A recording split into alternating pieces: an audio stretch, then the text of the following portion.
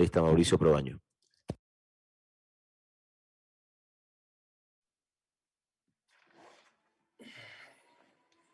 ¿Se me escucha, por favor? No sé si se me escucha.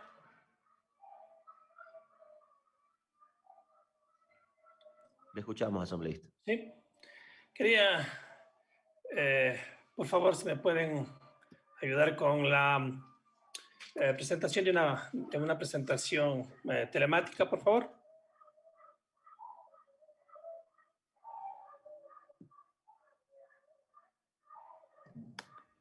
Puede hacer uso de la proyección, señor asambleísta. No sé si está en pantalla.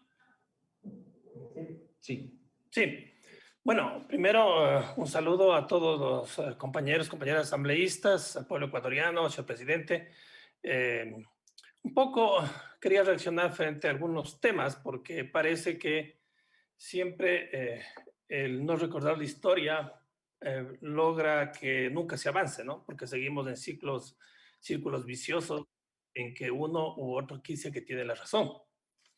Primero, un poco una confusión a veces después de las exposiciones de muchos profesionales el día de ayer dentro de una línea teórica de la economía heterodoxa frente al primer grupo de expositores que son de la línea ortodoxa. Pero eso no tiene ninguna complicación porque veía un asambleísta que cree que solo hay una línea en el mundo. Lo que hay que informarle es que la economía es una ciencia social. No es una ciencia exacta como las matemáticas, como la física. Ahí tenemos leyes donde la gravedad y lo demás funcionan. En esta discusión mundial es de estos dos parámetros quienes creen en una economía ortodoxa, la que es netamente capitalista, que primero es el capital, y la otra corriente heterodoxa que indica que la sociedad es lo principal. Entonces, frente a eso, son propuestas que se hacen de políticas mundiales, propuestas de discusiones a nivel de investigación, a nivel de universidades. Entonces, nadie puede decir en sí que ya es una ley lo que el uno cree y lo otro la ley la cree. Son procesos de desarrollo que eso se van enfrentando directamente cuando se aplica en territorio. Una de esas es el tema de que según una teoría económica, se dice que la banca debería estar en estos puestos, en estas instituciones que manejan el sistema financiero. Pero también existen ya pruebas prácticas que provocaron problemas como el problema de dolarización y salvataje bancario. Entonces, hay que tener, creo que, mucho respeto frente a todo el mundo en las opiniones que tiene. Somos respetuosos de lo que pasó el día domingo. Yo creo que sí, ganaron y nosotros hemos sido demasiadamente prudentes y también respetuosos de no seguir votando odio ni venenos como lo están haciendo muchos de los compañeros que están proponiendo en la Asamblea Nacional. Solo para hacerles un recuerdo, estaba sacando de algunos documentos sobre dolarización en Duarte en el 2012 sobre el diagnóstico de la repercusión económica de la banca cerrada, solo dice estas cosas y creo que es muy clave porque nos pone en una situación cómo estuvo antes y cómo es la propuesta ahora que se está haciendo por la ley. Para fines de los años 60, los sucesos ocurridos de las políticas corruptas que manejaron el sistema bancario fue que el Estado asumió las grandes pérdidas de los perjuicios económicos de los bancos La Previsora, el Banco de Guayaquil, se produjo la quiebra y cierre del Banco de Descuento sin que ninguno de los administradores tuvieran las sanciones legales por sus corrupciones en el procesos administrativos efectuados durante su periodo de dirección. Eso ya en los años 60. ¿Quién estuvo a cargo de la política pública? Fueron gente del sector privado relacionado a la banca. Por eso es que hubo problemas graves, pero tampoco fueron sancionados. Ante estas irregularidades se crea la Ley General de Bancos y se dirigió el sistema financiero desde 1974 hasta 1994, en que fue invalidada. Posteriormente asumió el gobierno del arquitecto Sisto Durán Ballén como presidente y vicepresidente Alberto Dajid, en donde se efectuó la revocada de la Ley General de Bancos y se creó la nueva ley, la Ley General de Instituciones del Sistema Financiero, lo cual se creó como propuesta para regular el sector financiero bancario. Muchos especialistas, dice el estudio, en el tema económico y financiero consideran que este problema en que el sector financiero se agravó con la creación de la Ley General de Instituciones del Sistema Financiero, porque permitió y dio permisibilidad a la falta de control por parte de la Superintendencia de Bancos y a una defectuosa administración interna y externa de los bancos. Uno de los elementos importantes, dice el estudio, de la crisis bancaria es la disminución de la falta de control. Por eso parece que quieren quitarle a la Contraloría que controle a la banca, ¿no? De parte de la Superintendencia de Bancos, para la autorización de créditos que se dieron a muchas sociedades fantasmas que resultaron ser de pertenencia de los mismos banqueros o de sus familiares, perjudicando a miles de cuenta ahorristas que confiaron su dinero y capitales a la banca. Es importante sentarnos en este proceso que pasó históricamente para ver cómo va repitiéndose en los hechos en el país. Estas fueron las propuestas que indicaba la señora del Banco Central del Ecuador. Hablaba que la Junta Monetaria, ahora ya no, ellos mismos quieren hacer la formulación de la política en el ámbito monetario y la Junta Política de Regulación Financiera, la responsable de la formación de política de regulación. Eso es lo que se decía. Y se habla claramente de que se necesita que exista una autonomía, no tanto técnica, autonomía financiera, de autonomía funcional. La pregunta que siempre se sugiere es por qué se les retiró al banco estas autonomías. Bueno, porque, como les conté anteriormente, es lo que pasaba en el país. O sea, una autonomía que lo que hizo también es mucho daño al país en la parte económica, y por eso es que se retira esta parte de autonomía. Ahora veamos en la ley. El artículo 8 dice: sustitúyese el artículo 3 del libro 1 del Código Orgánico Monetario y Financiero por el siguiente. Y uno puede ver claramente aquí, antes de la conformación de lo que es la Junta de Política y Regulación Monetaria y Financiera, había, según lo que dice la Constitución del 98, en el artículo 5 del Banco Central del Ecuador, como una persona jurídica de derecho público con autonomía técnica y financiera, cuyas funciones eran establecer, controlar y aplicar las políticas monetarias, financieras, crediticias y cambiarias del Estado, con el objetivo de velar por la estabilidad monetaria. Entonces, antes del 2000, del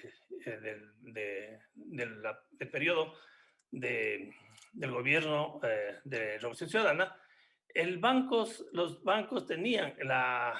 Central tenía esta autonomía.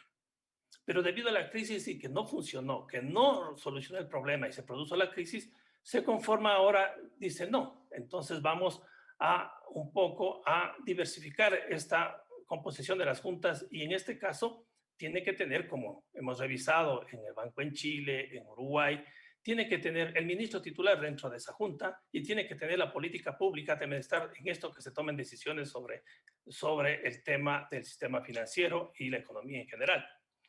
Se pretende ahora, se dice, cambiamos, ya no, antes era lo privado, no funcionó, vamos a lo público, un poco más de pertenencia del Estado, pero cuando uno ve la curva de fortalecimiento de la dolarización, en este periodo no ha habido ningún problema en el crecimiento de la dolarización, pero luego se quiere cambiar nuevamente, se repite lo de la Constitución del 98, que deben ser autónomos en la parte administrativa, financiera y operativa. Se repite ya nuevamente la política del Estado privado del 98 y se dice que ya solo el sector privado va a ser el que dirige la política pública, genera y dirige la política pública en el Ecuador, ¿no es cierto? Volviendo a una política financiera privada. Entonces, como ven, se va repitiendo eso y aprendimos aquí, pero estamos repitiendo actualmente lo mismo, ¿no? Entonces, yo creo que cuando se formula una ley y no se avanza, sino que se retrocede,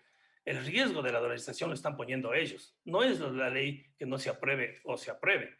El riesgo que están poniendo ellos es que con criterios, con estudios, que se ve que no funcionó de esa forma, nuevamente se quiere volver a la posición del 98 cuando hubo todo el feriado bancario y el problema grave en el Ecuador. Me puse a revisar qué decía la carta de intención del Fondo Monetario Internacional. Bueno, ahí en la propuesta de marzo Ya decía, también hay planes para mejorar el acuerdo de gobierno y la autonomía institucional del Banco Central, incluso mediante la introducción de una junta independiente del Banco Central que tiene responsabilidad fiduciaria hacia el Banco Central. La junta asumirá las responsabilidades de la Junta Monetaria existente, compuesta por representantes ministeriales y un delegado en representación del presidente, la autonomía financiera y autonomía personal del Banco Central, es decir, los criterios y procedimientos para el nombramiento y destitución de los miembros de la Junta. Como se lee en la carta, existen planes. O sea, el Banco Mundial recibió una propuesta del país sobre eso. Y dice que existen planes. No es una posición directamente del Fondo Monetario, sino que se propuso desde el país para poder firmar la carta de intención. Y cuando ya revisamos cerca de noviembre, dice, las autoridades están trabajando con firmeza en una serie de otras reformas importantes, están trabajando en las regulaciones para hacer operativo el Código Orgánico de Planificación y Finanzas Públicas, recientemente promulgado, mejorando las capacidades de autonomía del Banco Central del Ecuador para convertirlo en una institución más fuerte, brindando transparencia de los activos y los funcionarios de alto nivel. ¿Qué quiere decir? Que el banco repite lo que le decía el gobierno. Voy a hacer esto, bueno, siga. Ahora estamos buscando ser más autónomos, pues siga. Porque cuando uno revisa la política que tiene el Banco Mundial frente al tema de bancos centrales, en este documento que está vigente, documento complementario del Código de Buenas Prácticas de Transparencia en las Políticas Monetarias y Financieras, en la parte 2, habla de buenas prácticas de transparencia en la política monetaria de los bancos centrales. ¿Qué dice sobre los bancos centrales y los lineamientos que tiene el Fondo Monetario? Deben definirse claramente las funciones del agente del gobierno que desempeña el Banco Central. Explicaciones y fundamentos, y hace muy claramente lo que tiene línea política el Fondo Monetario Internacional. Las funciones de agente se refiere a las diversas tareas que el Banco Central realiza por cuenta del gobierno, pero que no se relacionan directamente con el papel de la institución en la formulación de la política monetaria. Muy claro el Banco Mundial en esto. En el desempeño de estas funciones, el Banco Central actúa como representante del gobierno y no adopta decisiones de política en forma independiente.